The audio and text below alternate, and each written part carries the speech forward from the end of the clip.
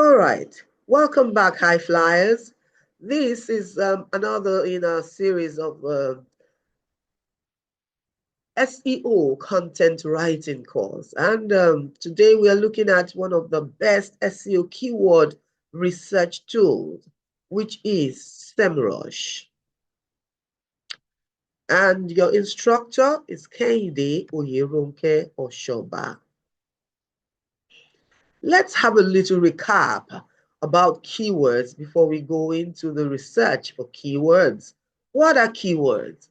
They are words or phrases that people use when they search online, okay? So you go to a search engine like Google and you are typing honey or any keyword at all. Those are keywords or key phrases. And these keywords are the building blocks of SEO content.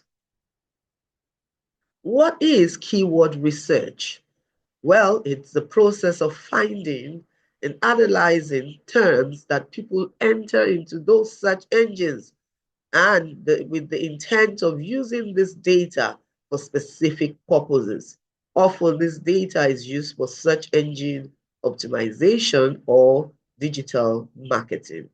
The goal of keyword research is to identify keywords that are relevant, that are popular and attainable for a website or a content to rank well on search engine results pages. So when you have good keywords that you use on your website or for your blog post or your content, it will help your website or your post to come up on the search engine result pages when people are searching. So why is keyword research so important in SEO? Well, it helps us to understand the user intent, because when people are typing into those search engines, they have an intention behind their searches. So keyword research helps us to understand the user intention. It helps us to drive high quality traffic, okay, because it attracts relevant visitors likely to engage or convert or take desired action. So with good keywords, you attract relevant visitors. So it drives high quality traffic. It's also necessary for competitive analysis because it identifies your competitor keywords, guiding strategies for higher rankings. Okay, keyword research also improves search visibility. Okay, it optimizes content to help search engines identify relevance, boostings, and rankings. Okay, keyword research also enhances paid search campaign. When you begin to do Google ads and all of that, keyword research is going to be of valuable help. Keyword research also helps our content creation. It guides us. It provides ideas for content that aligns with what users are searching for so that it can meet their needs. What are the different types of keywords and key phrases? We saw in our other video some of these keywords, and this is like a recap here. We have the long tail keywords, which we are advised to actually use for all our websites, copies, blog posts, key phrases, okay, because the long tail keywords have lower search volume and they have less competition. For example, is SEO for beginners, okay? So because they have a lower search volume, lower competition, it's easier for beginners to be able to at least get a spot in the search engine result pages. Short tail keywords have very high search volume and a higher competition. An example of that is SEO. Primary keywords are the keyword or phrases that you have chosen after your keyword research, okay? So when you have a primary keyword, your blog post is based on that, your web copy is based on that, okay? So that's it. And it could be short tail or long tail depending on who it is that is doing the keyword research. What are LSI keywords? These are related terms that enhance your search relevance. They help search engines understand your context of the content and improve search relevance. Okay? And then seed keywords. These are the keywords or phrase that you actually use when you begin your keyword research process. We'll get into SEMrush in a bit, and then we'll see where to put in our keywords, just like we learned with the Google Keyword Planner.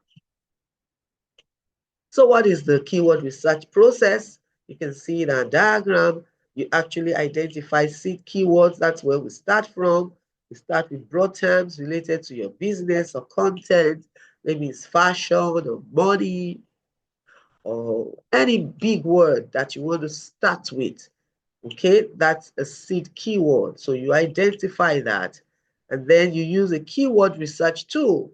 We learned using Google Keyword Planner and several others. And this video, we're going to be looking at SEMrush. Okay, now when you use your keyword research tool, what you are looking for is, for example, you analyze the search volume and the competition. You look for keywords with a good balance of search volume and low to moderate competition. Then you also must understand the user intent while you are doing your keyword research. You ensure that the keywords align with the search intent you want to target. You must know whether the keyword is informational, transactional, commercial, or whichever way, navigational. We have about 4 broad user intentions. Then in the last phase of the process, you prioritize and select your primary keyword. You choose the most relevant keywords based on your potential traffic, competition, and relevance. Okay, so this is a recap of the search intent and keyword targeting. So you have a navigational keyword, for example, you're searching for a specific website, Facebook login. That's a key phrase typed into the search engine. So you understand from these that the user is trying to navigate to a specific website like Facebook. Let's look at the informational search intent. Looking for information. The person search is looking for an information. Example is how to cook Nigerian jollof rice. So the user here is looking for information or an answer to a question. And so when you are writing like a blog post with this keyword in mind, you make sure that you are providing all information necessary, whether with videos or with captions, with images, and what have you. We also have a transactional search intent. This person is ready to make a purchase. Example, buy iPhone 15 online. So this user is actually ready to make a purchase. Another twist to the search intent is a commercial. This commercial is not yet ready. The person is not yet ready. He's still searching. So commercial search intent, is when users research products or services to compare options or read reviews before then deciding to buy, like searching for best smartphone under $500. This person is still searching, is not ready to buy. All right. So when you have chosen your keywords or you are doing your research, you need to also note that some of those other keywords that you're going to be coming across, you still keep them. You copy them, and then you can form a habit of using Google Sheets to record them, or maybe Google Doc to record your keywords. So you're going to need the primary long tail keyword that you have chosen. So that would be your title, okay, your H1, and it must be within the first 100 words for focus and relevance, like your introduction, the first paragraph. must have your primary long tail keyword that you have chosen. Then you could also use short tail keywords inside your article. It's not your main keyword. That's not what you're ranking for, optimizing for, but you know that these are still words that are related to what you're writing. So you distribute those short tail keywords naturally throughout the article to broaden search reach. So when people are searching, you give your article, that prompt to be able to be seen whichever way, whether it's the primary long tail keyword, short tail keywords that people are typing. Then you also use the LSI keywords, those words that are related to your primary keyword. You add them into your headings, and your content for context. You find these in related searches on your search engine result pages. When you, for example, search a word on Google, when you scroll down that page, you're going to be seeing related searches. These are very good keywords that you can use as LSI keywords. It could be maybe another paragraph in your write-up, okay? So take note of all of this, because when you choose your primary keywords, you don't just trash out all the other keywords that you're not using. You use them as much as possible inside your articles. But remember, don't do keyword stuffing. Keyword stuffing is mostly having to do with maybe your particular primary long tail keyword, and you are putting it everywhere. No, Google does not like that. Search engines does not like that. Okay, that's why it's also a good practice to use the LSI keywords and then the short tail keywords all over your document. So this approach enhances SEO, making your article relevant and user friendly. So when you have come through to the end of your keyword research, these points must guide you in actually choosing your main keyword or your primary keyword. So your keyword must be long tail keyword, okay? It must be relevant to your content, because you can be writing about fashion and now take a primary keyword that is talking about money. It must be relevant to your content. And then the keyword you're going to choose must match the search intent. Okay? And it's advisable that it's about the average monthly search could be between 1,000 and 10,000. Sometimes it may be lower, but it's not advisable for you to take very high average monthly search. And then your competition level must be low for that keyword. Some keyword research tools refer to these as the difficulty, the keyword difficulty. So take note, this point is what will guide us when we are finally choosing our primary keywords. So right now we go to SEMrush, because that's what we're going to use in this video to actually choose our keyword. And I want you to know why SEMrush is the best SEO keyword research tool at this time. It has a comprehensive database of keywords. It has in-depth reporting, tracks performance, and refined SEO strategies. There are a lot of long-tail keywords that are related to your niche targeting. Okay, the search engine result pages have insights there. They optimize for snippets. People also ask, and other SERP features. All of this SEMrush stands for. And then it immediately helps us to see the search volume and the intent. It's so easy to determine the search intent using SEMrush. Then you can also see the keyword difficulty, and you score to access the ranking difficulty, and you can tweak it to show the kind of keyword difficulty that you want. Okay, then in SEMrush you can also carry out the competitor analysis and discover competitor keywords and strategies. Yes, it has a free version, and it also have a pro version. And for beginners, you can start with the free version. It gives you about 10 searches per day, and each search or query includes actions like the basic keyword research and the competitor analysis within those constraints.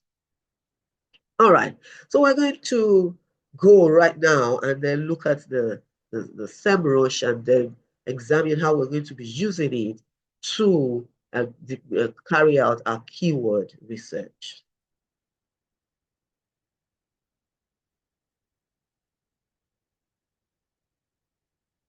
All right, so you sign up and then you don't have to um, pay for any of this pro or whatever. If it's prompting you to pay, you can just click right back on the SEMrush and logo so that it can take you to the SEMrush environment. So when you come right here, what you're looking for is the keyword magic tool. Keyword magic tool on the left hand side here, you click on the keyword magic tool, okay, and then it opens up. And so, for example, we're talking about honey. Let's type in honey here as a seed keyword, and then you click on search. You are sure where your location is for this search. We are using US, okay, and then you click on search. All right, good. So if you look at what we have here, already there are a lot of keywords returned, okay? I will explain what we have here. So we have the keyword, we have the search intent. So already SEMrush returns to you the search intent. You can see here it says N is navigational. Honey baked ham is navigational and is also commercial. The user wants to investigate brands or services. This, it says, is informational, meaning the full blood and honey. This is commercial. So this is one of the reasons why I love SEMrush. You can immediately see the search intent, and when you are writing, you make sure you put that into mind. And then you see the average search volume here, already 301, 301,000, okay? And then this KD is the keyword difficulty. All right, so you don't want a high KD, you don't want a high volume, so you can even filter your search so that it doesn't waste your time. So you come to volume here and you click, okay, I only want maybe 1,000 to 10,000 words, okay, so you click on that. Then the keyword difficulty, you say, I don't want to waste time with the very hard, difficult.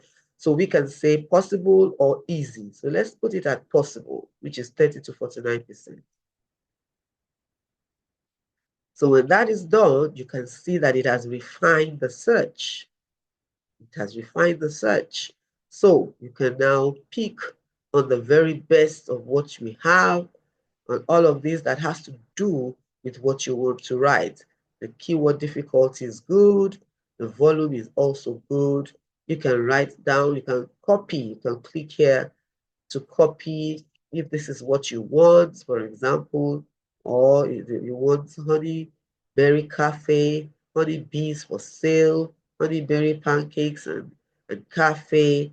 All right, you keep going down until you find what is actually, okay for what you want to write.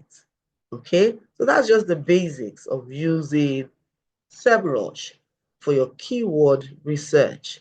You can see different other keywords here.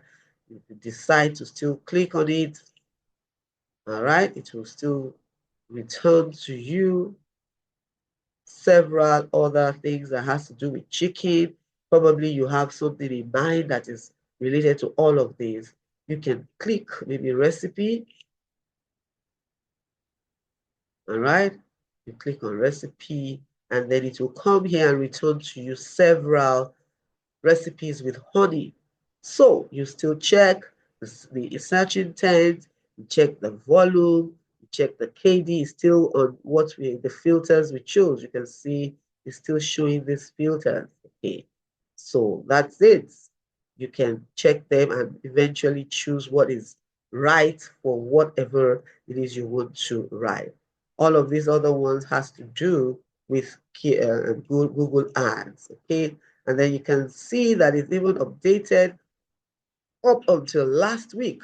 So that's the beauty of SEMrush for you, and that's why I love to use SEMrush, and then can also take care of what else could we use here for now? I don't want to go too far because we're beginners, and for now, this is what we actually need. All right, I'll be stopping here, and then I'll see you in the next video. Thank you.